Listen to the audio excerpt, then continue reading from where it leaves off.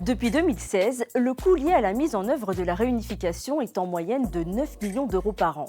Des dépenses dues à la formation, la moitié des agents a changé de métier, mais aussi à l'uniformisation des rémunérations des 5000 employés à travers toute la région. Par exemple, certains agents de lycée ont vu leur salaire augmenter de 300 euros par mois. Mais la fusion a aussi permis de renégocier plusieurs conventions sur les TER, sur la mutualisation du gaz et de l'électricité ou encore sur les groupements d'achat. Et cela représente 10 millions d'euros d'économies par an. À l'époque, les deux régions ont fusionné sur des bases saines.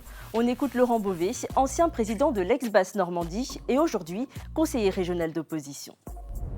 La fusion des deux régions a donné des marges de manœuvre à la Normandie beaucoup plus importantes que la somme des deux autres régions. Il y a eu une capacité d'investissement qui était renforcée à partir du moment où les régions fusionnaient et l'investissement donc en Normandie a augmenté grâce à la bonne situation financière des deux anciennes régions. En effet, l'investissement est passé de 410 millions d'euros en 2016 à 900 millions en 2024.